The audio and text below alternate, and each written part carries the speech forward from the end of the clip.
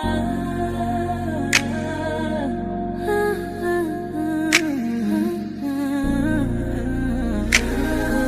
your girl, Soft Rain. Real talk, no filter, no disguise.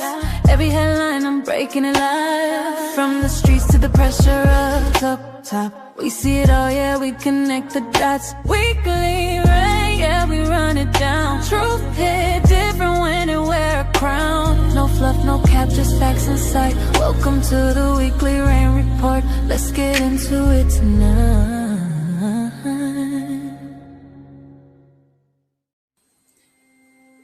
Disclaimer: this broadcast is intended for commentary, discussion, and entertainment purposes only. All topics and statements are based on publicly available information, including news reports, social media content, and third-party sources, which may include allegations or unverified claims. The views expressed are opinions and should not be interpreted as confirmed facts. This content is not intended to harm, defame, misrepresent any individual, organization, or entity.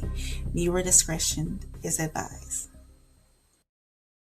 What's good, YouTube family? Welcome to the Weekly Rain Report. This is a different edition. We're going to do a late night edition. Midweek, almost midweek type deal. So if you're here, make sure you hit that like button. Make sure you hit that subscribe button. And I'm just going to go ahead and get into it. I want to start. We have a lot to talk about.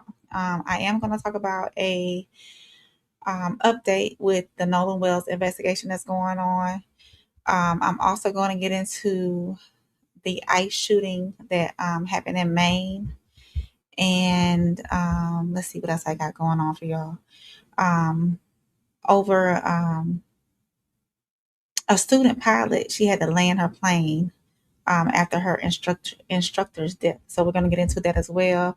We're going to talk about Jay-Z and that security breach that they had at the Yankee Stadium for his for his concert. We're going to get into that. Also, in Wellness Watch, we're going to talk about this Cyclospora outbreak. And Taco Bell is suspending some of its menu because of that. We're going to also talk about here in Georgia, Warnock. He backed housing restrictions, and they have now become federal law. So we're going to get into that as well. And of course, I'm going to do a World Cup semifinal update. And to close it out, we're going to do a soul reset on a 4-year-old who he is bringing his neighborhood together. So some feel good news at the end of the show. So we're going to get into this breaking news. I'm not going to delay it. So let's get into this breaking news, y'all.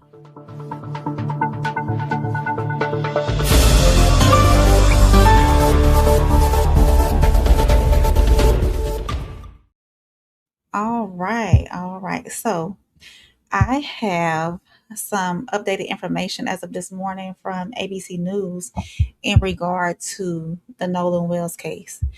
The Sheriff Ledbetter, a lot of people are not satisfied with his current investigation, nor am I, and that's my personal opinion. He, for the first time, he has publicly confirmed that his department has been in contact with the FBI as investigators work to determine what happened to Wells on Mississippi's Horn Island. So now I got to report it accurately, right? So the sheriff did not announce that the FBI has taken over the investigation or if they're open a separate federal case yet. At this stage, authorities have confirmed communication with the agency and other law enforcement partners as they examine the evidence, interview witnesses, and evaluate information submitted by the public. Wells disappeared during a it's been all over the news. I'll give a little quick recap. He disappeared during a 4th of July boating trip with friends. His body was unfortunately recovered near Horn Island 2 days later. Authorities initially said that there was no obvious evidence of foul play, but the official cause of and manner of death remain dependent on the completed autopsy, toxicology testing, and the broader investigation. Okay. Sheriff Ledbetter says that Nolan's friends and numerous other witnesses have been interviewed. Investigators are also asking anyone who was on Horn Island that weekend to provide original photographs, videos, messages, or firsthand information. The island presents unique investigative challenges because, cell phone service is limited out there. There's no surveillance cameras, and investigators have to reconstruct Nolan's final hours largely through just witness statements, right? And digital evidence. So, civil rights attorney Ben Crump has been retained by Nolan's family. We all know that. That's all been all over the news. And he has questioned whether the initial assumptions were made too quickly. The family has also requested an independent examination. The key development tonight is that the federal resources may now be available to this investigation. But right now, the FBI's exact role has not been publicly defined. So for Nolan's family, the demand remains simple, not speculation, not rumors, but a complete timeline supported by evidence. And until that timeline is established, this case remains open, active, and under public scrutiny, right? So I'm going to get to a few of these comments that are in the comment section, and then we're going to go over to ABC News Good Morning America for the segment where Sheriff Ledbetter said that they are in talks with federal investigators. So Jamarcus Teen said, "Who are you? I am Soft Rain. Welcome to my channel. If you are new here, hit that subscribe button. You might like the content you see. Hit the like button. Make sure you hit the share button as well. If you are catching this on the rewatch, make sure you leave your comments down in the comment section. I talk back." So the Epic Player, welcome in the Epic Player. He said, "Oh, Brody Bro, welcome in." He said, "Hi, my name is Pooh." All right then, Pooh. Welcome in. And Penny, hey Penny, what's up, Penny? I'm glad you're here. It's good to see a familiar face.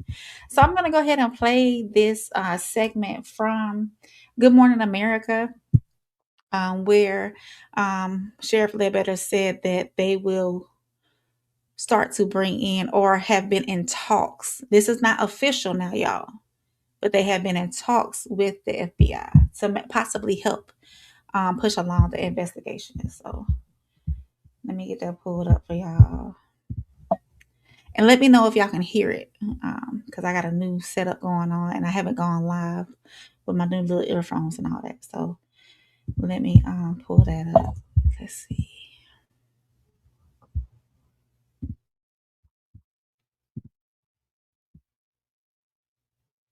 So y'all be patient. Let me know if y'all can hear it, okay? Tursky spoke with him and visited Horn Island, where Wells was last seen alive.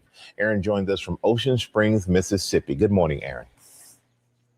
And good morning to you, Michael. It is now 10 days since Nolan Wells was last seen alive, and the mystery over his death is fueling speculation and mistrust. It's putting pressure on the authorities, but the sheriff told us he wants to be thorough, not fast. This morning, with a community clamoring for answers about the death of 18-year-old Nolan Wells during a July 4th boat trip with friends, the sheriff is asking for help and pleading for patience. I think it's important that we don't put ourselves on a timetable and that we don't rush ourselves. But I do think it's important to be diligent in gathering all the facts. That's what the family deserves. Wells never returned from a remote barrier island off the Mississippi Gulf Coast. The very thing that makes Horn Island such an idyllic spot to hang out for the day is what makes the case tricky for investigators. There's nothing here. There are no phones, there are no cameras, there's no police. It's why authorities have asked anyone who was here July 4th with Nolan Wells to come forward. Even if you may think that it might be insignificant, every little bit helps. And that may be a bigger contribution than you think to this case. Could be a public tip that breaks it open for you. Exactly. A close friend of Wells, Trayston Shepard, says the group spent the day swimming and drinking. Well, we were just having fun all day, and then as the day went on, people started to drink more and people started to get more drunk. We asked the sheriff whether drinking or drugs played a role in Wells's death. Of course, the rumors are out there, but we don't respond to rumors. We respond to facts. And as investigators attempt to build a full timeline of the teen's movements and whereabouts that weekend, this photo showing Wells at a pool party has been circulating widely online and has been shared by his family's attorney. ABC News confirming it was taken a week before he visited Horn Island. Authorities initially suspect Wells drowned, although the results of autopsies by both officials and the one the family ordered are pending. On our visit to the island, we heard from a local boat captain about how the scenic haven could quickly turn treacherous. Down there at the end of the west end of the island, there's a current that can, get you really quick, and it gets deep. So if you're an experienced swimmer, We'll talk about it, Penny. even that area of the island could be a little dodgy? Yes, especially with the current down there at the very end. It kind of eddies. If you're out there trying to swim that deep, yeah. His parents are now planning a funeral for their son, which his mother, Christine, posted overnight, guys, does not feel real. She said all of her emotions are running together, and her post concluded, "We miss you so much, Nolan." It looks like that funeral is going to be early next week at one of the big convention centers here. Guys. And Aaron, is there any indication when the coroner's report will be made available, which could shed some light? It sure could, Robin, and there's a lot riding on that coroner's report, but there's no telling when it's going to be made public. There were no obvious signs of trauma that investigators saw right away. That's why they've suspected that he drowned, but they still aren't sure exactly why or what led up to that death. And that's why they're counting on the medical examiner's report, the toxicology report, and the independent autopsy that the family is demanding. Yeah, need those questions answered. Mm-hmm. All right. Thanks to you for being there on the coast, Aaron. Thank you. Okay, so that was from ABC News. I'm going to pull up another one right quick. That is, let me pull it up for y'all. Hold on one second. I think he gives like a little statement saying that they're going to go with outside help. Because that one didn't give me what I wanted what I initially heard. So hold on one second. Hold on, y'all. Okay, Penny, I'm going to talk to you about, he said he didn't realize that Horn Island was underdeveloped. Yeah, there's nothing out there. There's nothing out there. It's just a piece of land.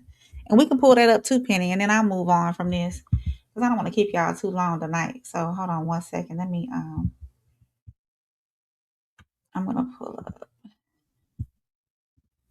Hold on, y'all. Let's see. This is from, okay, so this, what y'all just saw is from Good Morning America. So that's nationwide news. This is from the local news source there. So let me, I'm going to pull this one up. Let's see.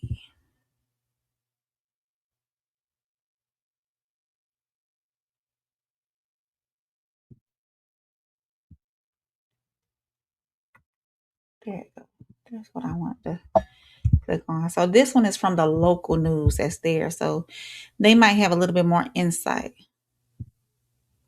So we'll play this one, and then Penny, I like to look up stuff. So we're gonna look up the what exactly Horn Island is in a few minutes. Once we hear this one. His body was found on Horn Island. As the country sits and waits for the investigations to conclude, many questions are still left to be answered. Today, I spoke with Jackson County Sheriff John Ledbetter on where the investigation stands. Speculation continues as to what happened to 18-year-old Nolan Wells over Independence Day weekend. Jackson County Sheriff John Ledbetter met with WLOX to give what updates he could. However, considering This investigation is active, it's ongoing. he wasn't able to confirm much.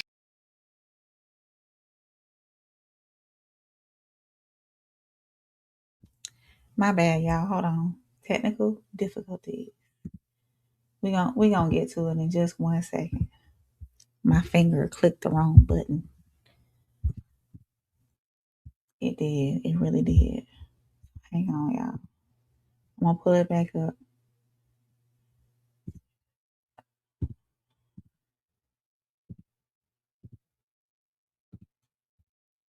My bad, y'all.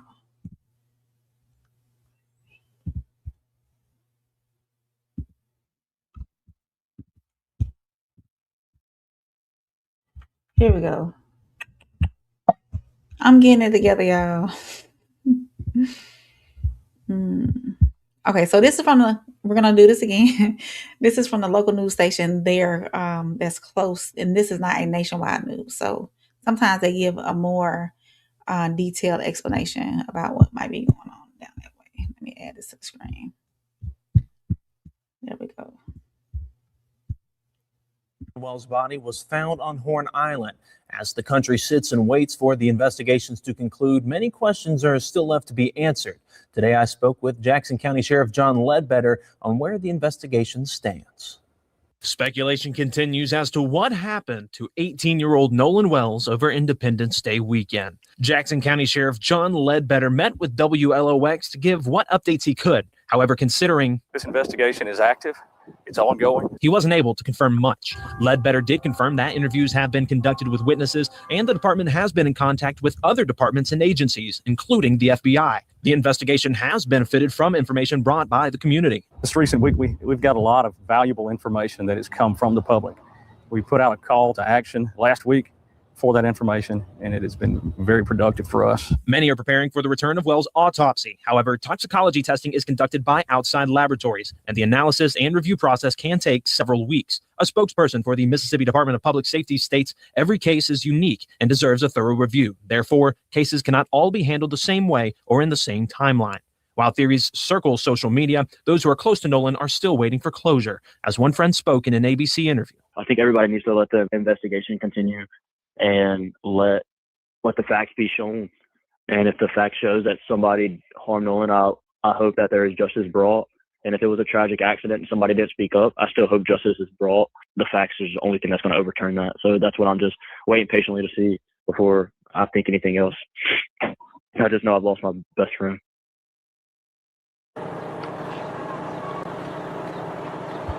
Okay, so we don't need that. That's coming up later on. So I'm gonna remove this. And Penny, we're gonna dive into Penny. Are you still here? We're gonna dive into Horn Island because a lot of people don't realize what kind of island Horn Island is.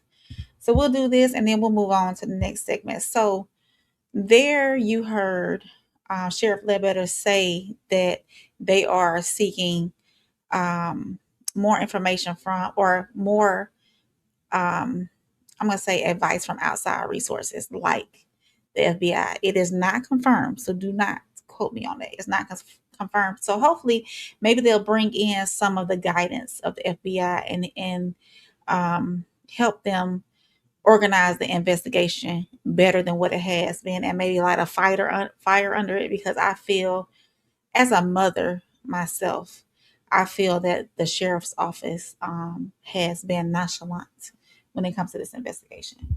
So I'm going to pull up this one. This is back from 2020, Penny.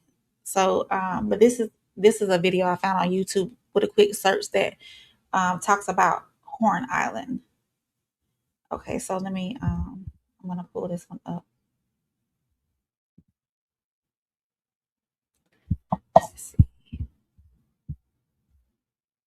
We are heading into the weekend, and as always, every Friday at 6, our Walt Grayson has a story for us as he focuses on Mississippi. Now, we're traveling about as far south as you can go in Mississippi and still be on dry land. And Walt, I am assuming we're going beyond Gulfport and Biloxi. Yes, that's exactly right. We're going to the land where Gulf Coast artist Walter Anderson found so much inspiration. How about let's take a trip out to Horn Island. Horn Island is a part of the Gulf Islands National Seashore, so it, along with several other barrier islands, are a national park. It's also a national wilderness area. There's nothing man-made on Horn Island except a ranger cabin somewhere near the middle, and there's not always a ranger there. Anything else you might need, you have to bring it with you. And, of course, take it back when you leave. Horn Island is several miles long, but less than a mile wide at its widest point. And to the north is the Mississippi Sound. The water and the beaches there look about like they do on the Gulf Coast. But to the south is the Gulf of Mexico, and the water and beaches there look more like what you're used to in Florida, sugar white sand and turquoise water. Well, it's like that on a sunny day. Now, when a storm is brewing, the sea turns leaden gray, the waves are angry, and it's a powerful place just to stand and watch. There's a symmetry to a lot of nature on Horn Island, so I can see where Walter Anderson gets the idea for the repeated rhythms and patterns that we see in so much of his work. And the pine trees on Horn really do look like the ones Anderson renders in his watercolors. I thought they were caricatures until I saw the real pines, but that's what they look like. Sort of like spindly pines of Rome in Italy. Artists still come out to Horn Island for inspiration, alone sometimes, as members of groups a lot. They may stay overnight or a week or more. The day breaks silently with a whisper on the breeze and uncertainty in the air. It may be gray or it may be sunny, but each kind of weather brings out its own personality and traits on the island. At nighttime, you make of it what you want. A luau, a ritual dance around the fire, an unveiling of the day's artistic work.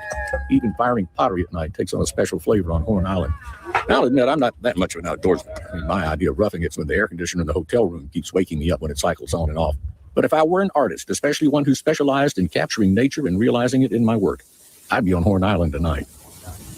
Well, you can go to Horn Island, Google it, or the Gulf Islands National Seashore, get more information about going out to Horn Island. But it really is just you and nature and whatever you brought in your backpack when you go out there.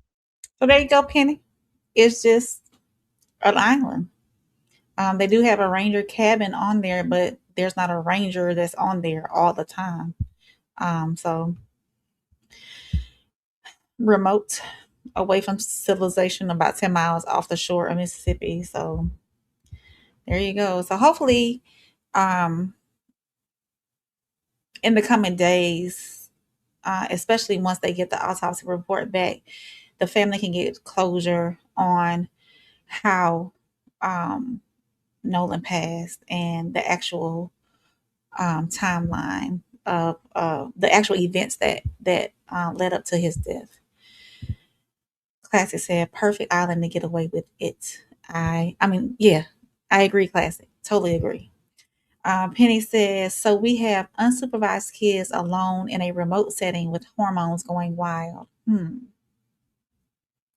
Only the people that were on that island know what went down. And it's sad. It is so sad that it has taken this long. That this still continues to go on. My heart breaks for his mother, his family, his father, because from what I'm hearing, the way his mom described her son and people around him, he was a good soul. He had a good soul. So if you are catching this on a rewatch, make sure you hit the like button, hit the subscribe button, and leave your comments, your thoughts down in the comments. Penny said, do we even know if there was anyone over 21 out there? Supposedly some of the boat captains, and there was a parent, if I'm not mistaken, on the boat that don't mark my words, on the boat that Nolan and his friends rode out on and came back with, if I'm not mistaken. Classic, I know you have been diving into this a little bit deeper than I have as far as details and whatnot. Do you remember if any details came out about who was on the boat with them? Was there an adult there on the boat with them? And granted, too, I will say this, a lot of these, they say kids, you said 21 and over.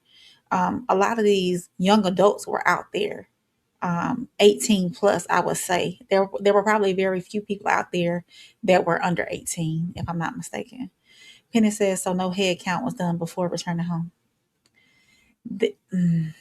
Penny, it's been a lot of speculation on whether he left the island with the same folks he came with, whether they whether he told them, hey, I'm going to ride back with somebody else. I'm staying out here. It's been a lot of speculation back and forth.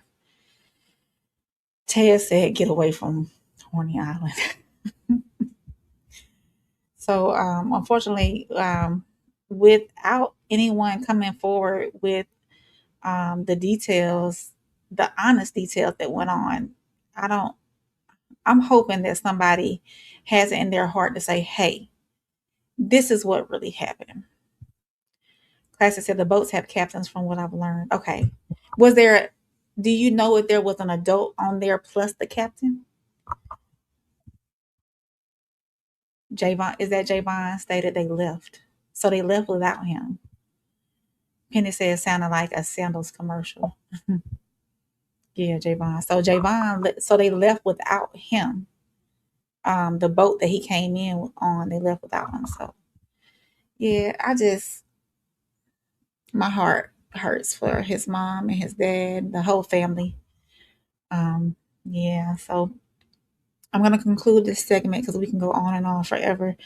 I'm gonna go ahead and move forward with no, they all. Classic said no, they all left. So everybody, so they're saying everybody left and Nolan stayed. Javon ain't come with it. Oh, okay. So the best friend left him on a remote island. That's wild. I don't think CJ. I think he's separate. Penny. I think he's separated from Javon. Like they didn't even go together. That's to say, Javon didn't pull up with Nolan. Right. They didn't go together. He saw it then. Okay, so they rode on different boats. And yeah. Okay. So I'm gonna go ahead and conclude this because we can, like I said, we can stay on this forever and continue to talk about it. But I'm gonna move because I got a bunch of segments. I'm gonna move forward to my next segment, which is what is my next segment, y'all? Let me look at my notes. I'm gonna do radar investigates. So y'all hang tight. Let me switch up.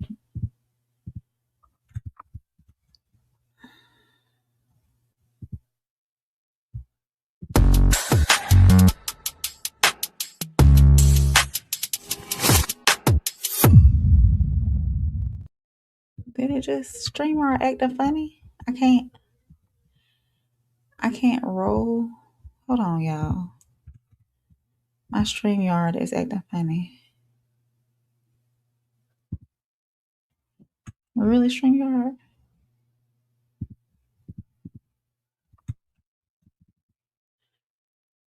I can't roll my media assets. It's not letting me roll my media assets. Assets. What? Let me do this. It's still not letting me do it.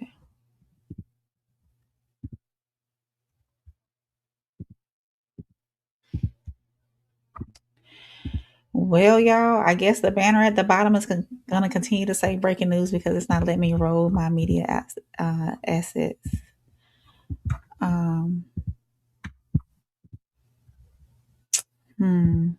Okay.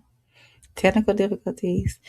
We're going to go ahead and get to these before I move on then. Classic said Javon saw Nolan there and was speaking to him. He went to go break up a fight and came back to where Nolan was and saw they were gone, Nolan included. So that indicates that Nolan got on the boat with them unless Nolan took a walk on the other side of the island. It played the intro. Yeah, I know it played the intro, but I'm missing my banners at the bottom, Penny. Enlarge your screen and minimize. Okay, let me see. Let me see if that'll work. It's still not letting me scroll my media asset. Even if I change my brands, it's still not letting me scroll it.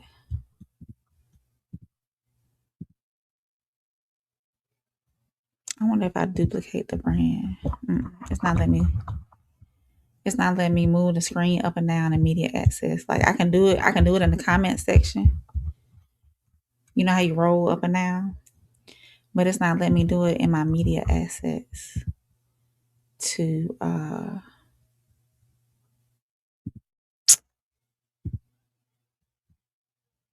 it's there, but it's like I can see it, but it's not letting me scroll. The scroll bar is gone for some reason.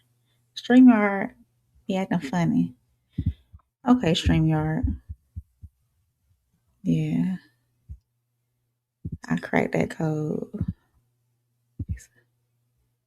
Gotta be. I might test. I'm gonna finish up my show. And then I'll probably be up. I took a nap, so I'll probably be up for a little while. You going on? You doing nightcap tonight, Tez? Let me know. I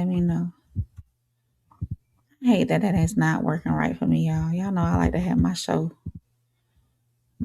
organized. It's not scrolling, y'all. It's not scrolling.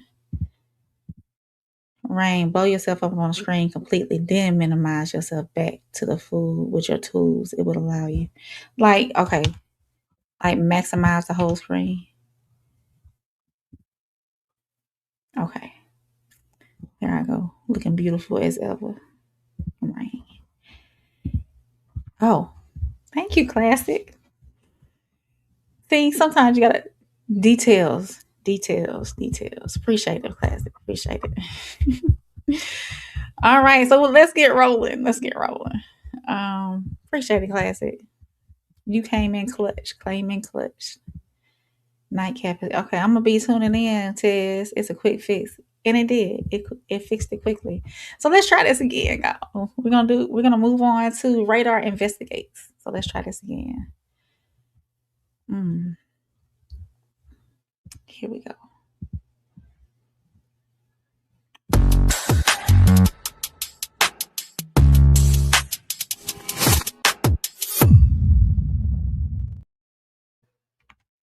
Okay. Radar under investigation. Let me take you down, Tez. Appreciate you, Classic. Came in clutch on the fix for StreamYard. But why is it still? There we go. Okay, y'all. So for radar under investigation. Student pilot lands alone after instructor's death. So imagine learning to fly when you're the person sitting beside you, the person responsible for guiding you safely back to ground is suddenly gone. That became reality for a 22-year-old student pilot in Argentina after authorities say her flight instructor jumped from their aircraft during a training flight. The student and 42-year-old instructor Leandro Bertazzo had taken off near Cordoba in a Cessna 150, a small two-seat aircraft commonly used for flight instruction. During that flight, investigators say that he unfastened himself and exited the aircraft without a parachute. Reports indicate that shortly before leaving, he told his student that she knew what to do and she should continue moving forward. The student was now alone in the cockpit with limited flight experience and no instructor to correct the mistake. She contacted air traffic personnel, followed instructions, maintained control of the aircraft, and successfully landed at Colonel Alameda Airport. So aviation professionals have praised her ability to manage what pilots describe as an extreme workload, controlling the plane, navigating towards the runway, communicating by radio, and also managing the emotional shock of what just had happened. He was later found dead in the field. Authorities are investigating the death as an apparent self-unaliving. We'll say that. A flight school official says his family reported that he had recently experienced mental health difficulties and had consulted a psychiatrist. However, investigators have not publicly established what led to his actions that day.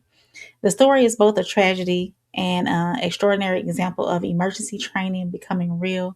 For aviation schools, it may also prompt difficult conversations about instructor wellness, reporting systems, and what protections exist when a pilot's mental health deteriorates. So the young student survived because she did not surrender to panic. In the most unimaginable moment of her training, she relied on what she had learned and safely brought herself back to the ground. How do y'all feel about that? I would panic. I would. Classic saving the day. Yes, he did. He saved the day. Tez Down said, when flight instructors are self-deleting, you know the economy is bad. Penny said, wow, that's crazy. He got skeletons for sure. Now there's more to it. There was pressure. Ted said they want to have conversations instead of just breaking the instructors off a bigger chunk of those tuition fees.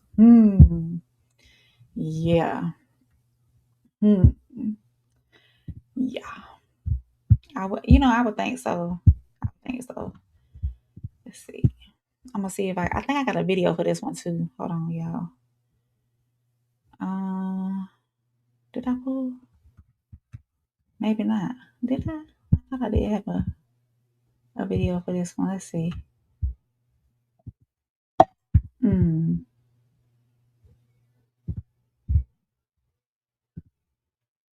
got other stuff pulled up everywhere else. Wait a minute.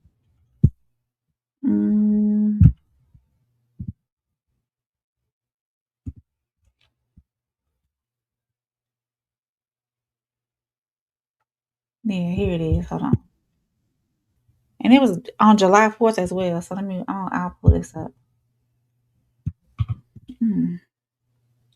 Share. There we go. And it's a long video, so we're just gonna hear the first little part of it, and then we're gonna keep moving. But I thought it was interesting that he felt okay, but he felt okay enough to do this in front of her. I wonder why he felt that way. He felt okay enough to do this in front of her. Comfortable enough to, I guess being selfish of unaliving your self-deletion, then I personally I call it being selfish for the most part. I do have I have dealt with that personally in my life with family members and whatnot. But yeah. So we're gonna listen in and see what they initially say about it. And then we'll move on to some other stuff.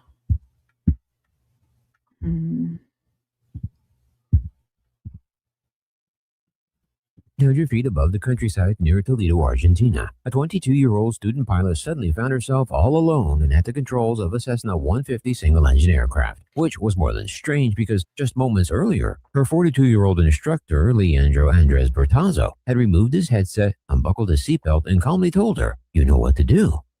Then he opened the door, and he jumped and disappeared below. His body was found later in a field, and of course, he did not survive. However, sadly for the student pilot as well as her instructor's loved ones, what had begun as a routine training lesson instantly became an emergency no student pilot or any pilot should ever have to face, landing the aircraft alone while in shock and without the instructor who was supposed to be there to guide her. But thankfully, she did just that. Greetings everybody, Maximus here. Well, today we're looking at a very tragic but heroic story out of Argentina. A story that maybe many of you have seen on TikTok or other vertical social media. But I wanted to take a look at this one myself and share this story with you. It all began with a training flight on July 4, 2026 near the town of Toledo in Cordoba, Argentina. At the Flying Patriot Flight School. But I found it interesting that he felt comfortable enough to leave this earth with her at the helms of her own plane. Penny said, "I wonder how many hours she had under her belt, but hats off to her." Yeah, definitely for keeping it, because us females, we can be emotional creatures. I would have straight panicked. No lie. Penny said, "But they normally have people in the tower that can talk you down with a manual step by step." Yeah. Penny said, "Argentina, that boy was caught up in probably moving weight and got in over his head." You think so, Penny? You think so? Oh man. So I'm not gonna stay on this too long.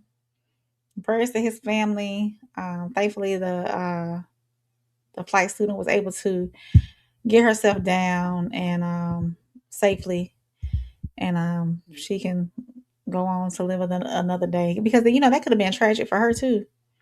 He was making them midnight runs. Penny. Penny, we're gonna move on over to politics and pressure, y'all.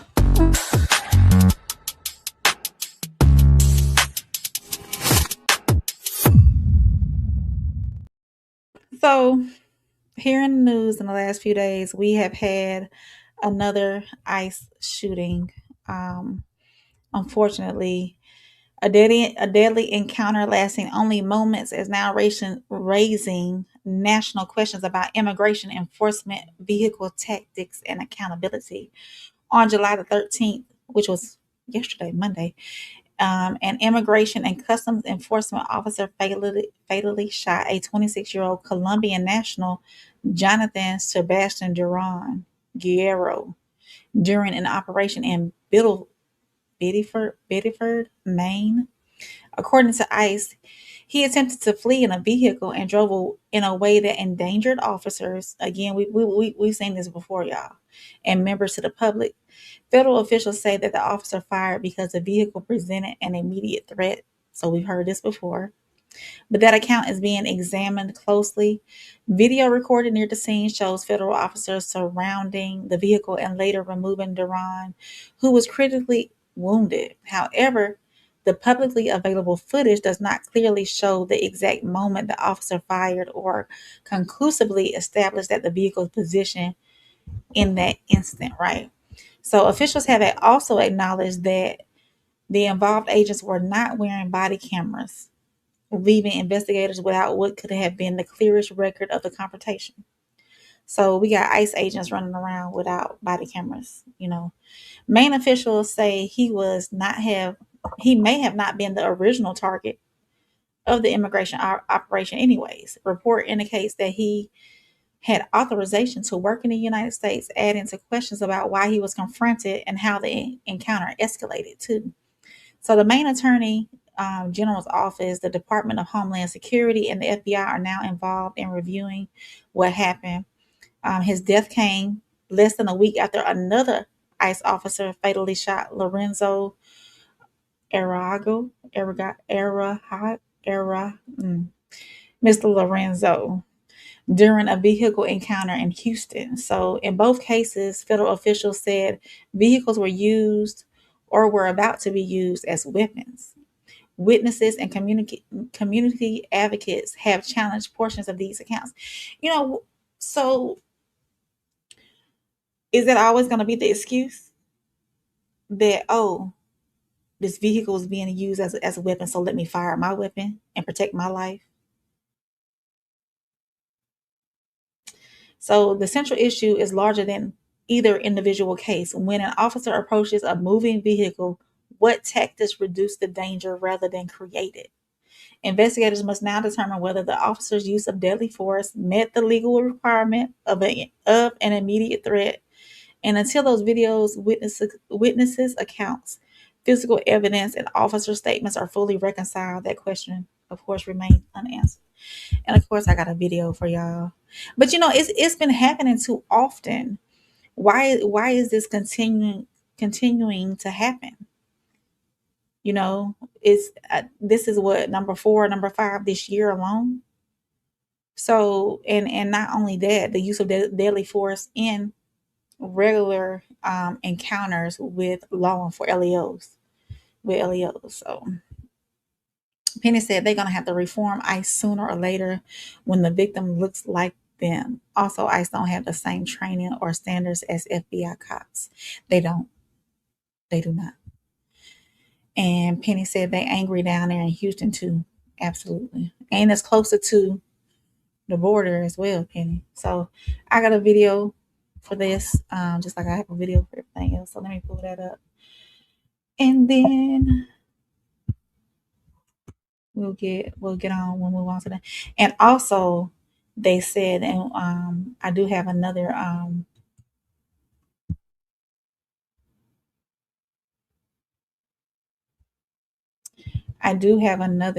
video that goes along with this as well. They're saying that the feds are putting a pause on ICE vehicles, most ICE vehicle stops after all these shootings have been happening.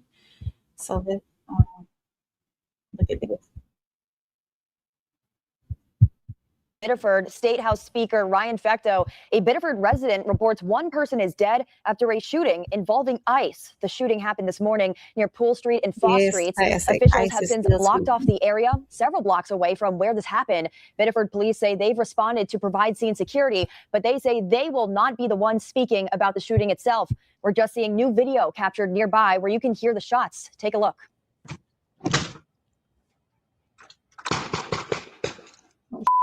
Is that a car? That person captured on a doorbell camera what sounded like the gunshots. We're following all of this with team coverage. Sam DeCosta is hearing from lawmakers. Max Williams is near an emergency rally just getting underway. But first, let's get right over to Brad Rogers with what we know right now. Brad? Well, we first learned of the shooting through House Speaker Ryan Fecteau, who is from Biddeford. He confirmed this morning that that one person is dead after a shooting involving ICE agents here in Biddeford. Now, Governor Mills says she has also been briefed on the shooting, but is not releasing details at this time. The incident happened sometime around 7:30 this morning, 2 blocks west of Alfred Street on Poole Street. Right now, Maine State Police, the FBI are on the scene investigating. At this point, we do not know the circumstances that led to the shooting, and that will be the big question, really. What happened to prompt the use of deadly force among ICE agents? After a fatal alibis shootings in Minnesota and Texas, today's shooting is already sparking outrage here in Biddeford and throughout the state from people who oppose President Trump's detentions of who ICE agents identify as being in this country illegally. Olivia Clay lives a block from where the deadly shooting took place. She told us she never heard the shots being fired this morning. I'm disgusted. This is horrible. I mean, the citizens of this country are literally being gunned down in the street for doing nothing, for the color of their skin. Told members of the press that to go to a staging area 8 blocks from the crime scene where there might be a press conference. That press conference has since been canceled. Biddeford police are directing all inquiries right now to immigrations and customs enforcement. We're not releasing any details yet. They didn't do the press conference because they was afraid of what was going to come up in the press conference. Of the people that were going to show up. Guaranteed you. Guarantee you on that one. Penny said, yep, the looking like mini mall security guards with federal power. Yes. I don't know. You know, this is up near Maine. I think it's slim up that way. I don't know what the population look like up that way, but I think it might be slim up that way when it comes to people of color. Other than us white folk up that way. The population can be slim. So now that has happened, though, we'll move on. Now that has happened, the ICE has now suspended most vehicle stops. So 2 fatal shootings in 6 days have now forced a major change in how immigration officers operate on America's roads. The Trump administration has ordered ICE officers to suspend most vehicle stops nationwide while the agency reviews its tactics and conducts additional training. The directive follows the death of Lorenzo, who we just discussed in his last this last video. Lorenzo and Johan. Lorenzo was in Houston and Johan was in Maine. Both men were shot by immigration officers during encounters involving vehicles. Under the reported guidance, officers are expected to avoid routine vehicle stops unless the operation involves a specific individual accused or convicted of a serious criminal activity. So ICE has not publicly released the complete internal directive, meaning the important details, including how long the suspension will last. So all that remains unclear right now. Vehicle stops are among the most unpredictable encounters in law enforcement.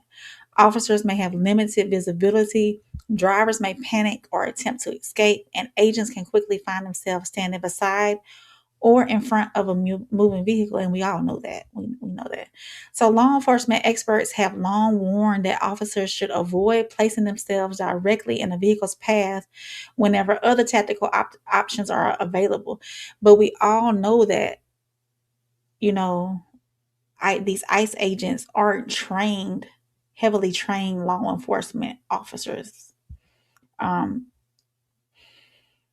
It says once an officer is standing in front of a vehicle, a questionable stop can become a deadly force encounter in seconds. So immigration advocates are calling the suspension a necessary first step, but they also argue that the temporary restrainer will mean little without body cameras. So independent investigations and clear limits on when officers may fire into moving vehicles. My thing is, why fire into a moving vehicle? Hit the tires or something. Supporters of aggressive immigration enforcement argue that agents routinely encounter suspects who flee, ran vehicles, or place the public at risk, and that officers must retain the authority to defend themselves, which I don't disagree with that. If you feel like you're being threatened and a vehicle is coming at you, you got to do what you got to do to save yourself. Self-defense. The suspension does not end immigration operations. It changes one enforcement method while the agency reassesses the danger surrounding roadside encounters. So let's look at this video that comes along with that. There's pause. Here it is. Telling officers today to stop pulling over vehicles in most cases. That, as the Department of Homeland Security seems to change its story on what happened in Maine. Here's Lilia Luciano in Biddeford. A home surveillance camera captured the sound of 5 gunshots at 7:17 a.m. Monday morning in Biddeford, Maine. This photo shows multiple bullet holes through the windshield of the car driven by John Sebastian Duran Guerrero. Seconds later, another surveillance video at 7:18 a.m. shows the white sedan slowing down. Officers approach the car on both sides as it begins to turn in circles for about a minute. More than a minute later, an agent in a white SUV pins Guerrero's car. He's then pulled into the pavement. I heard him say, I tried to stop. Daniel Boucher heard the gunshots and saw the aftermath. When you say you'll never forget, It's something that's horrific. You never forget that. You never forget the attitude of the ICE officers too. And the ICE officer that shot him was in shock. This doorbell video shows first responders treating Guerrero, but the 25-year-old father who worked as a delivery driver died at the scene. The Department of Homeland Security maintains when ICE agents approached him, he got in his car and tried to drive away. And that while fearing for public safety, an ICE officer discharged his weapon. But law enforcement sources tell CBS News Guerrero was not the target of ICE's surveillance. Today, another ICE-related death, this time in Florida, after authorities say a man running from ICE agents was struck and killed by a truck. It's the third death involving ICE in a week. Border czar Tom Homan said the decision to I didn't even know about that part. a policy I didn't change. listen to this whole thing. Short-term pause just to look at it. So it happened in Florida too. And as you can probably hear from the honking, protests continued here today as we learn more about the victim. His father, Guerrero's father, spoke with our partners in Colombia, saying that his son was a loving, hardworking man who left his country to build a better future for his 3-year-old daughter, his wife, and that he was authorized to work in this country. So it happened in Florida. So there's 3 times within 1 week, y'all. 3 times within a week. Penny said not slim enough to unalive someone. And he said it's open season. Stay safe, y'all.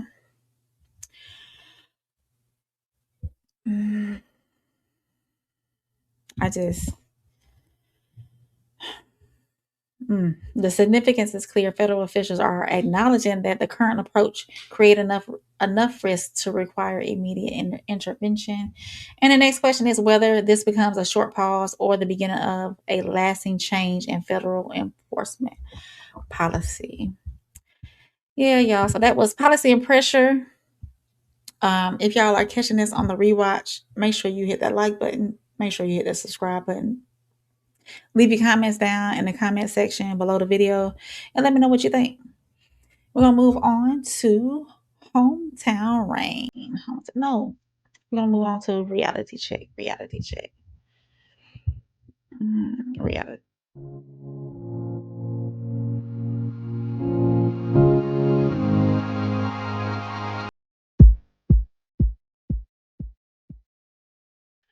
So y'all know Jay-Z, he had a concert out there at Yankee Stadium, right? More than 40,000 people came to Yankee Stadium expecting a celebration. Let me move this off here because we're not talking about them anymore. A celebration of hip-hop history. Instead, a rush at the gates triggered a security emergency. Jay-Z's third and final anniversary concert at Yankee Stadium was delayed for hours on July 12th after groups of people without tickets allegedly pushed through entrances and overwhelmed security checkpoints. Authorities say the surge occurred while thousands of legitimate ticket holders were still waiting outside. As the situation escalated, the New York Police Department and stadium officials temporarily locked down the venue. Entrances were closed, fans were prevented from moving inside, and the performance could not begin until security teams accounted for the breach and determined that the stadium was safe. The concert was originally expected to begin on Sunday evening. Jay-Z did not take stage until approximately 12:17 Monday morning, more than 4 hours later. So they were 4 hours late. That would have been exhausting. Once the show began, Jay-Z apologized to the crowd and explained that safety had to come before the performance. The concert continued until nearly 3 a.m., featuring appearances by Beyonce, Rihanna, Usher, Pharrell Williams, and other major performers. So despite the chaos shown in the videos outside the stadium, police reported no confirmed arrests connected to the incident. The Yankees, Rock Nation, and Live Nation issued a joint statement blaming the disruption on non-ticketed individuals who overwhelmed security and prevented paying customers from entering. So this incident raises a broader reality check. Large venues rely on layered security, ticket scanning, bag checks, crowd barriers, and controlled access points. When a crowd breaks through even one layer, officials say that they may no longer know exactly who entered, whether everyone was screened or whether prohibited objects were carried inside or not. So the decision to stop entry frustrated thousands of fans, but continuing without restoring control could have created a far more dangerous situation. The concert eventually became a historic night. But before the music could begin, Yankee Stadium provided a reminder that one Uncontrolled crowd surge can turn entertainment into a public safety crisis. Now, as a person who loves to go to concerts, I being in that situation probably would have overwhelmed me, and I probably would have went home if I had not made it inside yet. So I got a video for that too. So let's listen in on what actually happened at the JC concert. Let's see. And questions are growing after a security breach delayed Jay-Z's Extra Innings concert. Fans had to wait 4 hours after police put Yankee Stadium on lockdown. Now police say it was due to a large group breaking through security. ABC's Hannah Battah has more from Yankee Stadium. Hannah? Chaos outside Yankee Stadium after a security breach delayed Jay-Z's highly anticipated concert. Thousands of fans were left stranded for hours after police say a large group of people broke through security, putting the entire stadium on lockdown. No one could get in or out. They bum rushed gate 2. Bum rushed. People went past security, were not checked, and got into the stadium. The incident unfolding on the third and final night of his sold-out shows featuring hits through the years. The concert, dubbed Extra Innings, starting extra late, originally scheduled to begin at 8 p.m., but the rap mogul not taking the stage until after midnight.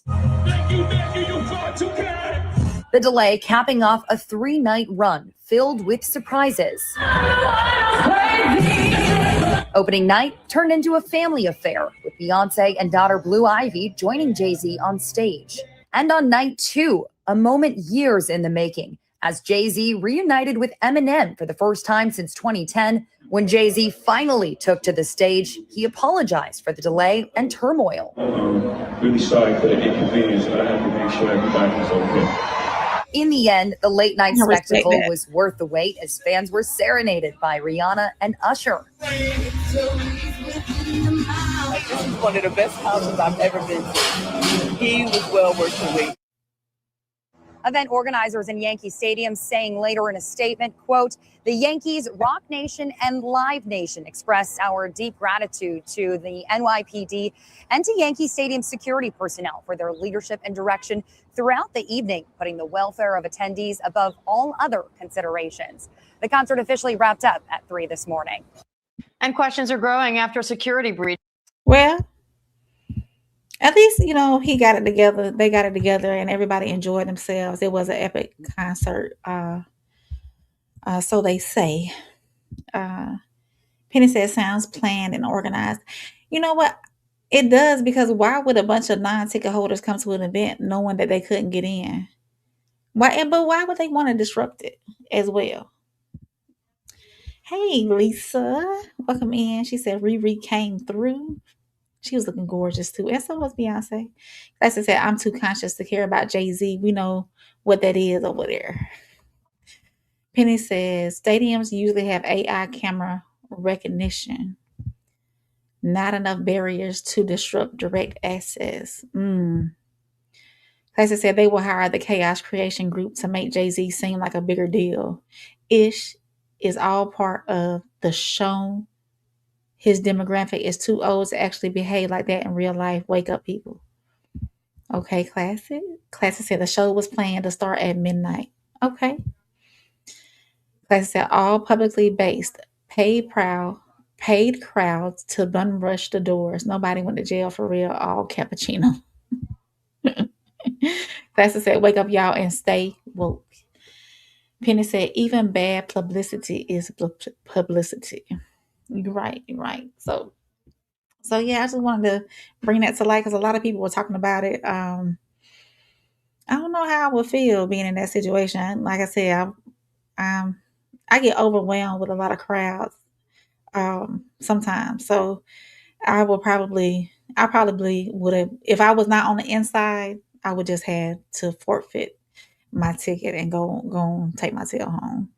I will say this, I have gone to larger concerts. The town I'm from, our civic center is about 10,000 seats, but I have gone to other venues in San Antonio and Atlanta, Vegas, with 80,000, 100,000 seats. And when I do go, I am tunnel vision all the way. I go find my seat. I sit and I sit down.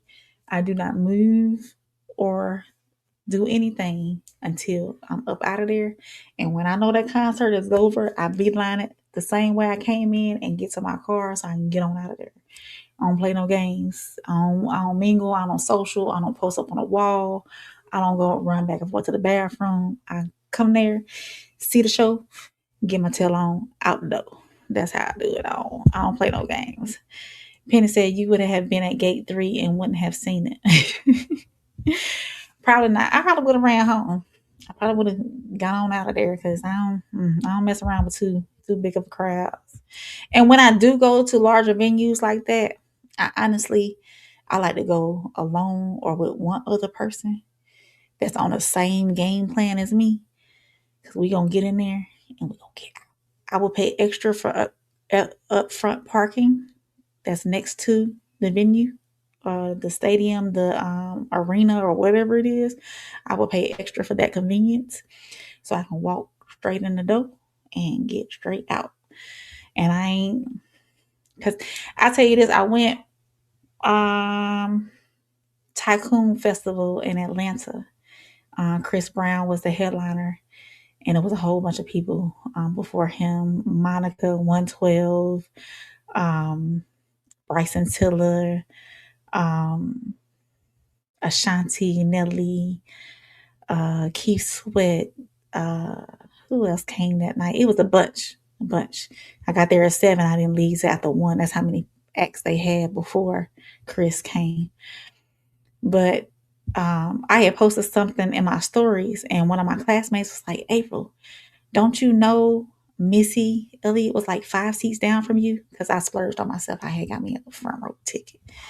And I'm like, no, I didn't realize that, because when I was there, I focused on the stage and I got on. She said, yeah, you had a whole bunch of celebrities around me. I was there for one reason, the entertainment, and I got on. Because she was like, you was right there.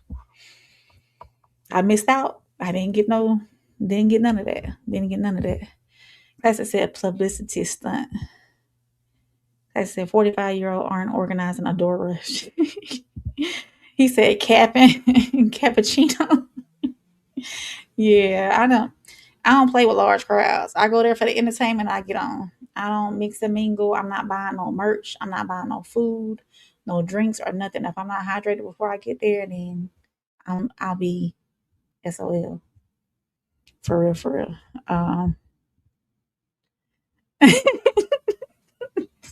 Sometimes I like to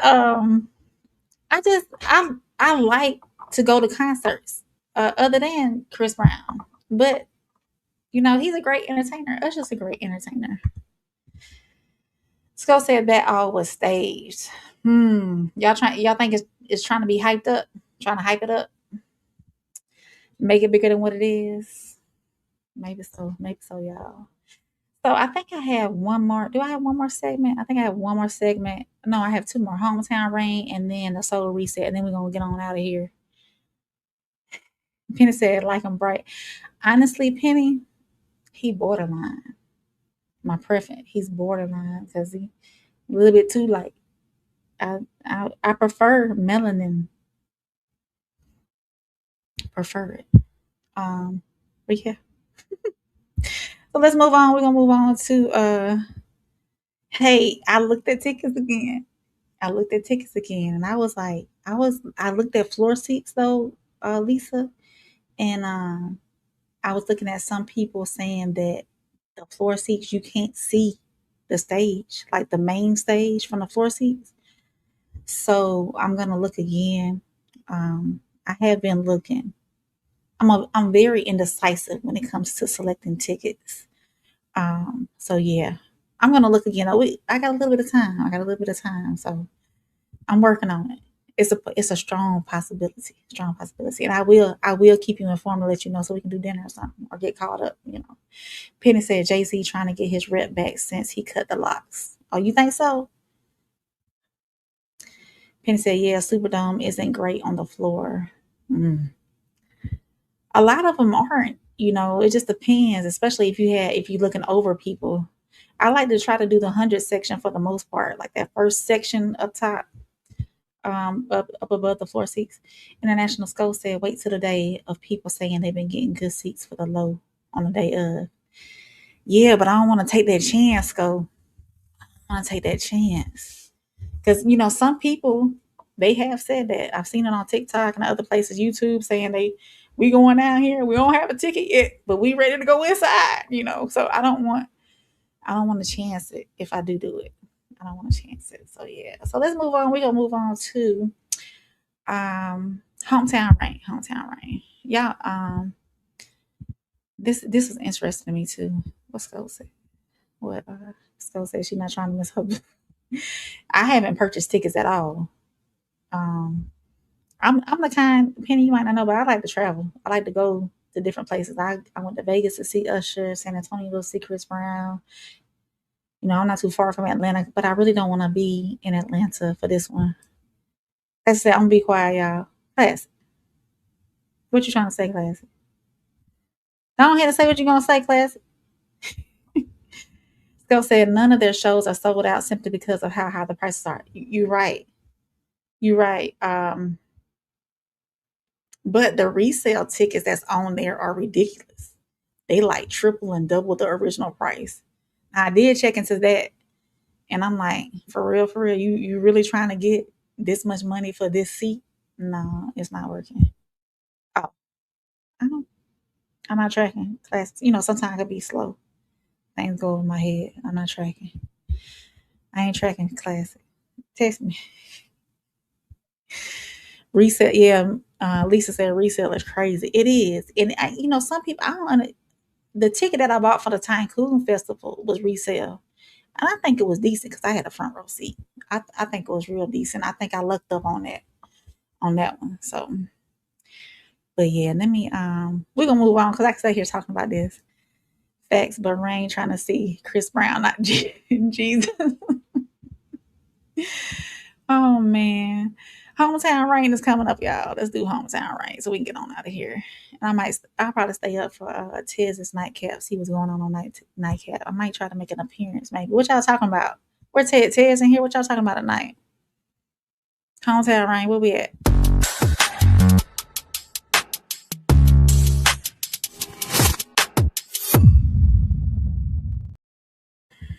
And you know what? I want Classic's opinion on this too. I got 2 more segments left, maybe. How long I been on, y'all? For an hour?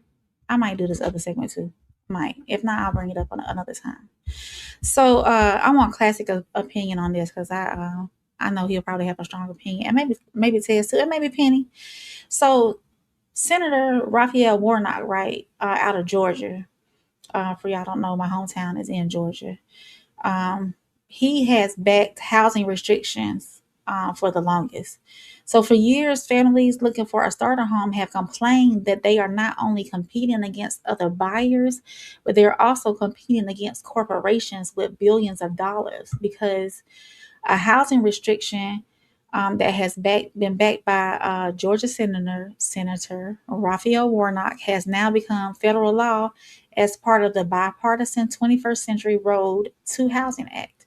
The provision limits the ability of large institutional investors and private equity-backed companies to continue purchasing single-family homes.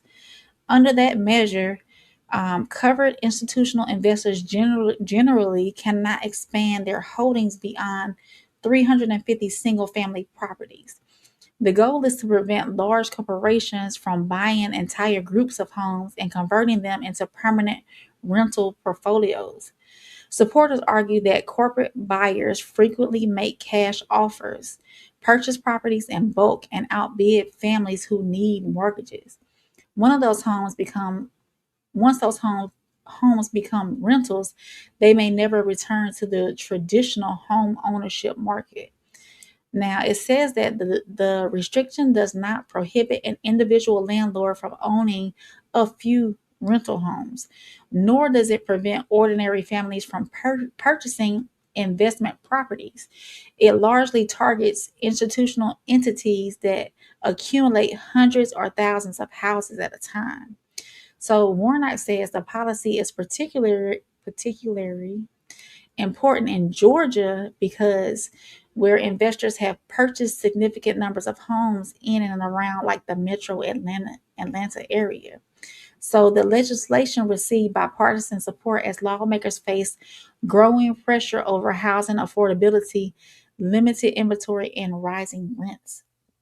However, the law is not a complete solution to the housing crisis. Economists, and housing experts note that high prices are also being driven by construction shortages, zoning restrictions, labor and material costs, interest rates, and years of underbuilding. So that's limiting corporate purchases may increase competition for families, but it will not automatically create enough new homes. So there's also still questions about enforcement and exemptions and how corporations structure affiliated companies to remain below ownership limits. Still, the law represents a significant policy shift, so for the first time, the federal government is placing a direct ceiling on how deeply major investors can move into America's single family housing markets.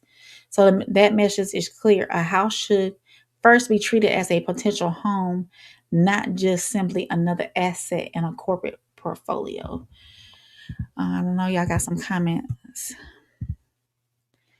Lisa said, I got to see Usher though, but I'm not eating no chicken. All right, Lisa. Sco said, Little Penny. He laughing at you. Little Penny said, it's a good law, but it won't affect inventory that is already purchased or leased by investment firms. I agree, Penny. I always said that if I ever won the lottery, you got to play to win. But if I ever come across some major money in that sense, or and gainfully win, I'm gonna say win. I am financially fruitful and what you call what's the word I'm looking for? I don't know. If I have enough finances to ever build some properties like duplexes, quadplexes, triplexes and whatnot, I would love to do that and offer affordable housing to people who cannot afford these traditional rents around here. Recently, I was looking for a place to rent, and honestly, for the quality of house now versus how much they want for the house every month, it's like, geez, what am I paying for? Just a roof over my head? Because the quality is not great, but you want me to pay luxury prices for a place that's not luxury. Penny said, and property tax is driven by the appraisal value of a new sale prices. So that's really going to be the barrier for affordability. I agree, Penny. And y'all know I got a video, so let me pull that up. I was gonna do a sports segment, but I'm not gonna do that. I had too many segments tonight. I should have rethought about it. Thought about this again. So let me see. And these videos, why are these videos kind of long?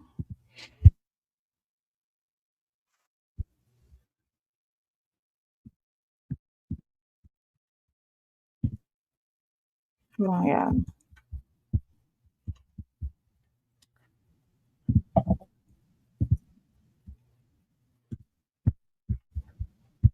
First passed Congress, but it was abruptly canceled. I'm gonna pull it We back. begin this morning with what should have been a big win for all Americans. Just hours ago at midnight, the bipartisan housing affordability bill became law. This landmark bill is expected to make it easier and more affordable for all of us to buy a home, which hits at a critical issue ahead of the midterm elections. This is a rare accomplishment from this Congress that should have come with a lot of fanfare. Everybody should be real excited. But if you remember, there was going to be a big bill signing ceremony 17 days ago after it first passed Congress, but it was abruptly canceled hours before the event. That's because Donald Trump was so concerned about getting his voter suppression law bill, the Save America Act, passed, that he refused to sign his name on the bill. And yesterday, even after the pleas from members of his own party, Trump continued his tantrum and wouldn't sign it. But since he also didn't veto the bill, it quietly became law at midnight. There's some civics for you. It's all part of his laser focus on trying to reshape and exert control over the federal elections rather than try to win it on the issues, to the extent that he wouldn't highlight a bill that might actually help Republicans in November. I talked to them. They wanted it. Just this week, Trump fired the last 3 members of the Bipartisan Election Assistance Commission. You've never heard of it because that's the point. They're supposed to be in the background. This is an agency whose function is to help state officials nationwide with tasks like certifying voting systems and maintaining the national mail voter registration form. Now, there is no one left at this point to carry out those duties. Then there are the federal officials requiring states to change the way they conduct elections. They're talking about voting and whatnot. I was just worried about the housing bill. Let me see if I got something else. I think I got another video about the housing bill from Warnock. So let me see. Yeah. Well, good morning, everybody. It's a great day in the city of Atlanta. Or out of the land, and this type of provision. And so Georgians who are just looking to own their piece of the American dream. Housing is dignity. Housing is stability. Warnock, hold on. Housing is hope. And so I'm glad to have Mayor Andre Dickens, City Council member Andrea Boone, who both grew up here, and Soulful Shears Barbershop owner Jacob Parcell, along with his son. Being in the Adamsville neighborhood fills me with immense pride by large corporations swooping in and literally buying up hundreds, thousands of homes. I hear from Georgians like Jacob all the time about how hard, you heard from him today, how hard it is to buy a home. Here is somebody doing all the things we tell folks to do, playing by the rules. He's a small business owner in our community, generating income for others' possibility, working every day. And still it's hard to buy a home. With more than 1 in 4 single-family rental homes, over 72,000 homes owned by large private equity investors. The home directly behind me is one of many across Georgia that have been bought up by large corporations. Yeah. And are no longer available for hardworking Georgians like Jacob who want to raise their children. It's tough. It's tough purchasing a home too, especially in this economy, and especially with these wages that we have. Most homes that you come across now are upwards of or over $200,000. Even the more like moderate older homes are now running up to that. Well, in my area, $200,000 and beyond. And when you get that finance and that mortgage you have, yeah, it could be a little bit less than the rent, that you're paying to these other rental companies, but then you have the responsibilities of maintaining your own home, maintenance, care, and all that stuff. So home ownership can be a lot for people. So maybe this, will help those who are seeking those homes that cost a little bit less that these corporations tend to buy up everywhere. So Penny said new construction changes the game, unfortunately. Classic says stream 1 hour every night, no matter what, and I bet you get that bread faster than you imagine. Write it down and work. I'm gonna hold you to that, Classic. Classic said this ish right here is so much simpler for women. Go be great, Rain. Thank you, Classic. Thank you for always believing in me, Classic, too. Penny said, woo, that boy Fro, can't tell him nothing. Yeah, it was beautiful, wasn't it? Penny said, lost temptation. Penny said, the housing bill will still help more white families. Sorry, Rain. No offense taken. Than black and brown because the rate's just as expensive, even with government assistance. Yes, I agree with you on that. Penny said the mortgage interest rates is stupid crazy too, unfortunately. Yes. Penny said rent in most cases 3-to-1 as opposed to owning, and 4-to-1 in some cases. Yeah, it's tough out here. As I said, we are all renting. Yeah, because do we really own our land? I know how you feel about that, Classy. I know your stance on that. Because if we own something, then why should we have to pay taxes on it? That's tough. I'm gonna do the wellness check. I've been on here for an hour and 20 minutes. I wasn't trying to be on here this long, but I had so many stories. I'm gonna do the wellness check and then the soul reset, and then we're gonna be out of here. Because the wellness check is important actually, because we need to be aware of what's going on in these streets when it comes to our food. Penny said, yep, taxes get you till you check out. And it's everywhere. It's everywhere. It's when we buy, It's on the gas. It's on the food we eat. Different taxes on the food you eat. The fruits and vegetables have a different tax versus the home goods have a different tax. The meats have a different tax. It seems like everything is taxed. Our tax for our vehicles are taxed. Everything is taxed. Everything. So we're gonna move on to our wellness check, and then we'll do soul reset. Then we get on out of here. So the wellness watch is next, y'all.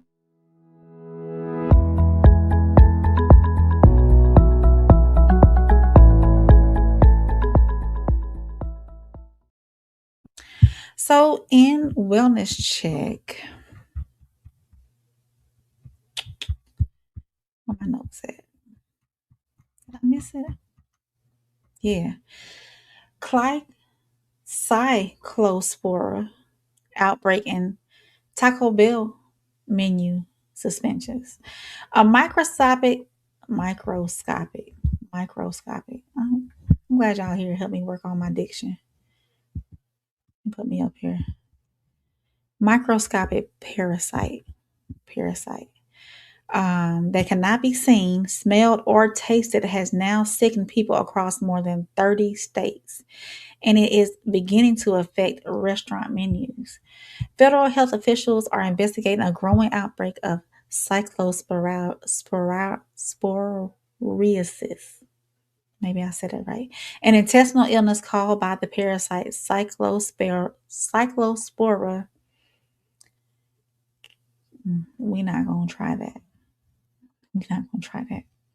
The outbreak has produced more than 1,600 confirmed cases and over 140 hospitalizations across at least 34 states.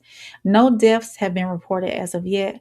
Cyclospora is commonly spread when people consume food or water contaminated with microscopic traces of infected human waste.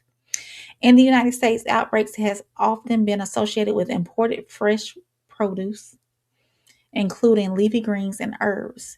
Symptoms can include watery, I'm going to call it loose bowel syndrome, LBS, diarrhea, stomach cramps, nausea, fatigue, loss of appetite, and weight loss.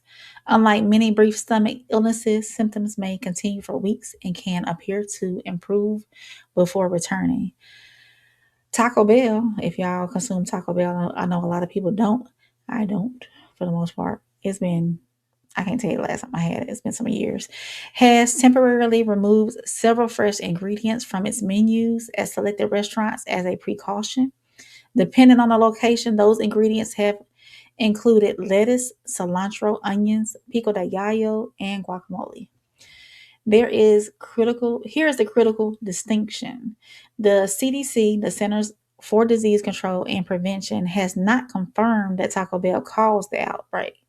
Health officials have not publicly identified a specific restaurant chain, supplier, or a single ingredient as a source. The company says the removals are precautionary and that it is cooperating with health authorities.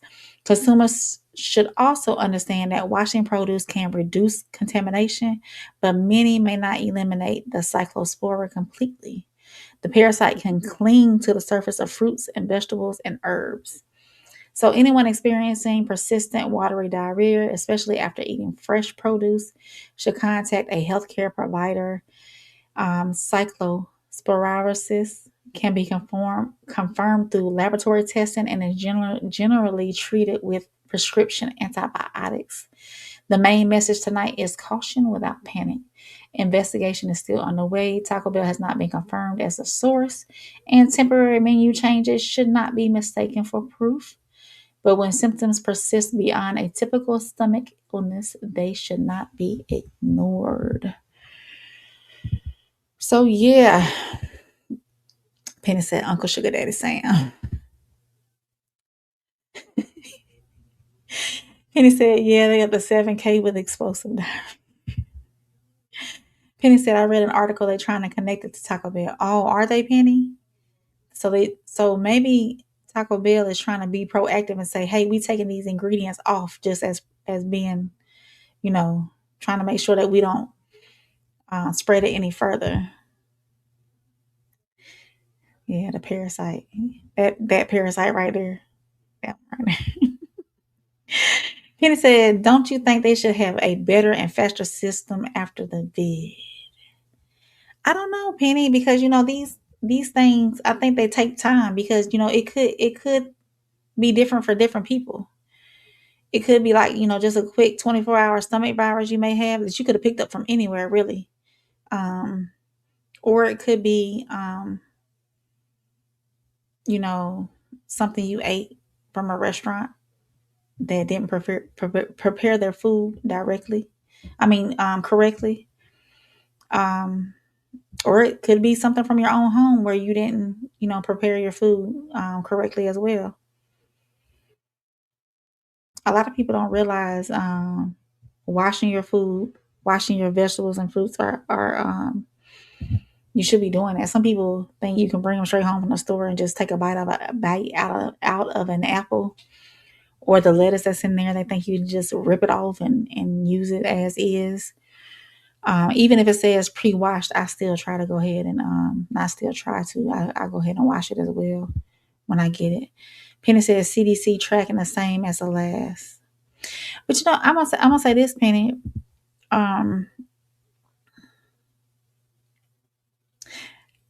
Our bodies, we need some germs to help fight off, to build up that immune system to help fight off other germs, those germs as well. And I know that the body needs those nutrients and vitamins from natural foods and fruits and vegetables to fight off those illnesses as well. So Penny said, no, we got to wash them unless they grow in the backyard. I think we need to wash them too when they grow in the backyard because you got these bugs flying around. You don't know what they're carrying. The bugs that feast on your stuff in the backyard. So I think we need to be washing everything we come across. Let me see if I got a video for this. I think I do. Hold on. That video too long. This is what we're going to.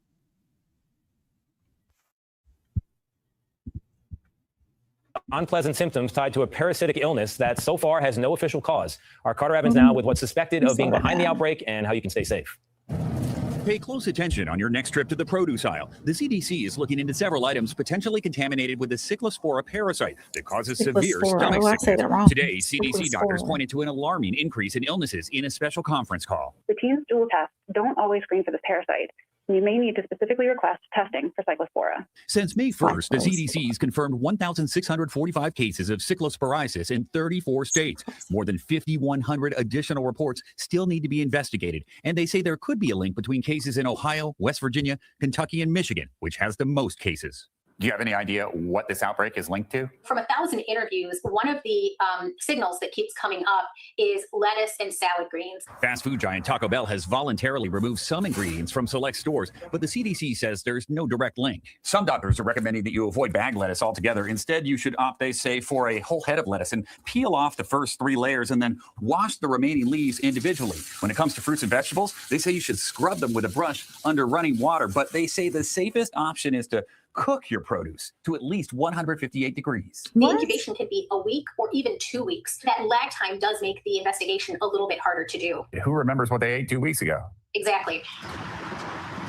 The Washington Post is now... So, wait. So it'll take 2 weeks for me to know if I have this parasite or not? And then they said cook your vegetables to at least 150 degrees? What if I'm a raw vegetarian?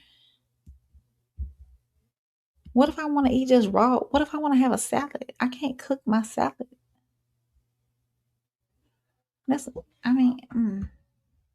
Reporting that federal and state officials are investigating whether or not certain Taco Bell restaurants played a role in the outbreak. When asked about it today, the CDC would not answer the question directly. Tony? Carter, thank you very much. In a dominant performance, Spain defeated. Oh, we'll talk about it. Well, I'll talk about it next time. I'm not going to do my sports segment today.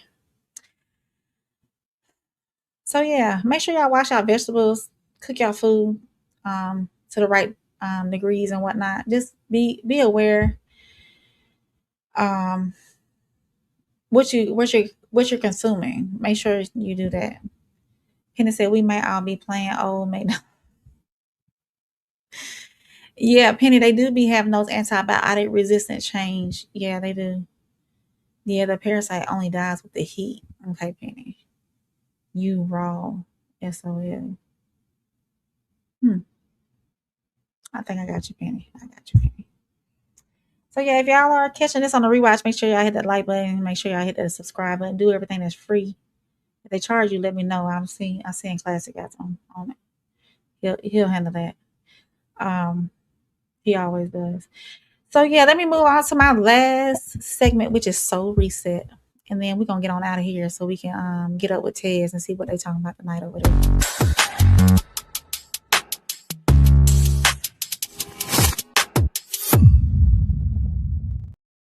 So for my last segment, Soul Reset, I came across a story about this young boy. I forget where he's from. Let me see where he's from. In North Carolina. Sometimes a community does not need a major program, a government grant, or a public campaign to come together. Sometimes it only needs a 4-year-old standing in his yard saying, hey, hello. Roman Butzlav lives in Concord, North Carolina, where greeting his neighbors became part of his daily routine. He would stand outside, wave at people passing by, and begin conversations with almost anyone willing to stop. To the neighborhood, Roman appeared to be cheerful and outgoing, but his mother, Anna, says that underneath his bright personality was what she described as inner loneliness. Inner loneliness. Roman's parents had separated. His father moved to Florida, and his grandparents lived in other states. The people he loved were suddenly farther away, and Roman began looking for connection close to home. That connection started across the street with neighbor Wade. A simple wave became a friendship. One introduction led to another. Neighbors began stopping to speak, spending time with Roman, and eventually getting to know each other. So today, Roman's refrigerator is covered with photographs of the people he now considers part of his extended family. His mother says the loneliness that once weighed on him has begun to disappear. But Roman did more than just build a support system for himself.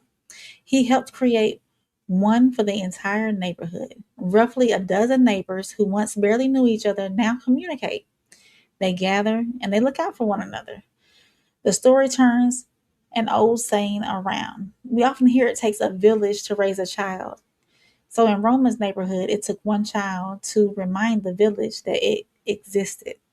And maybe that is tonight's Soul Reset. We often wait for someone else to create community. We assume people want to be left alone, or we become too busy to introduce ourselves. Roman did something simpler. He waved, he spoke, he kept showing up. And one small act of openness transformed strangers into neighbors and neighbors into family. So let me pull that video up for y'all, and then we're going to get on out of here. Where is Roman at? There we go.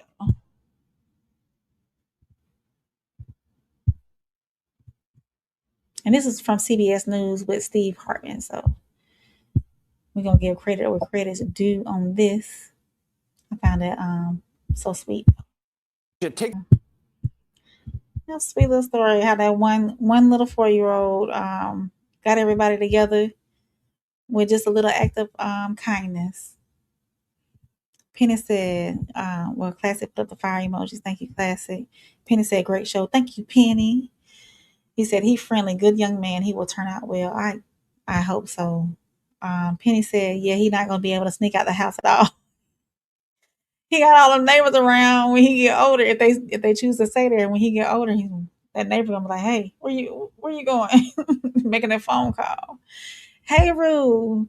Welcome in. Hey, Rue, you caught me at the end, love. I'm about to get off here, but go over to Ted's page. The Ted's down. He's about to go on live in a little bit. I'm gonna make an entrance over there for a little while before I get ready to turn in for tonight. So thank you everybody for coming in. I appreciate y'all being here. This was a late night edition of Weekly Rain Report. I didn't get to y'all on Sunday, so I figured I'll bring y'all something tonight. And I know everybody keep asking me about the call-in show. I'm going to bring the call-in show back. I mean, trying to figure out what to do. Me trying to be creative on that end. Sometimes my creativeness don't come to me. And I'm working on being more confident and coming on here too as well. But yeah, thank y'all for spending time with me tonight. Going through some of these top stories of the week. We talked about Nolan Wells, how they may be bringing in the FBI. There's talks of them bringing in the FBI to help with the investigation. We talked about these ICE shootings and what's going on with that, maybe changing the regulations on that part and how they deal with encounters with vehicles. We did also talk about this parasite that's looming around in these streets, giving people loose booty syndrome and other things, being uncomfortable and whatnot. Make sure y'all wash y'all food and whatnot and really pay attention to what you're ingesting. And we did talk about the housing bill that they passed without Trump's signature to help with affordable housing and to help these people, these private investors not take up all these housing things, the housing market. So yeah, and we covered Little Roman in North Carolina that says hey, and he brought his whole neighborhood together. Yeah, so I appreciate y'all being here. Tez was in here. Penny stayed in here the whole time. Thank you for coming in. These few people, new people came in early. Skull dropped by. Classic was in here. Lisa was in here. So yeah, thank y'all for stopping in. And hey, Rue popped in at the end. Appreciate you being here. Thank you. Thank you, Lisa. It was a great show how it was. I appreciate you. Not loose booty. That's the LBS. Loose booty syndrome. Penny, see you next time. Penny, y'all make sure y'all tune in tomorrow night too. I'm not for certain the direction we're going with the show, but make sure y'all tune in tomorrow night. Probably on it's gonna be on my channel. I'm not for certain the time, but our show we'll post it up. Make sure y'all follow me on Instagram at Conversation with Soft Rain. And make sure y'all hit the subscribe button. I know most of the people in here have already done that. Turn on your notifications so you know when I'm going live. I know tonight was last minute. But yeah, tune in tomorrow. Check the page tomorrow. And I'll try to post it too on Instagram and whatnot. So we'll do a show tomorrow. And I gotta get to get this live call-in show back rolling too as well. I'm gonna do it, y'all. I'm gonna do it. I'm working on it. So yeah. And of course, make sure y'all tap into the Raw Society Coalition. That consists of myself, Soft Rain, Classic Code, you saw them in the chat. The Ted's Down, you show them in the chat. Souls of Thought, and Uncle Plug TV. Make sure y'all hit up all those pages, subscribe to all those channels. We bring you great content 7 days a week, live 7 days a week, just about. There's a few weeks that do pass where we don't get all 7 days. Somebody's going live every day. Tez, Midday News, Classic, Afternoon, Sociology, current events and whatnot. Souls of Thought, the No Middleman panel with me, myself, Souls of Thought. We hit y'all in the evenings on Mondays and Tuesdays. Ooh, we got so many shows, y'all. Sunday service on Sundays, 1181 Pressure Plays Sports Show with Plug and Uncle Plug, with Plug and Souls, and Plug does his story time on Sundays, and Plugged Into the Dough on Monday evenings, and The Human Experience. Tez has Nightcap tonight. Make sure y'all go over to Tez's channel. I don't even know if he got it posted yet. Make sure y'all go over to Tez's channel. They be having some epic conversations over there on that side. I ain't even gonna lie to y'all. So y'all make sure y'all stay tapped in, and your girl is out. I'll see y'all next time.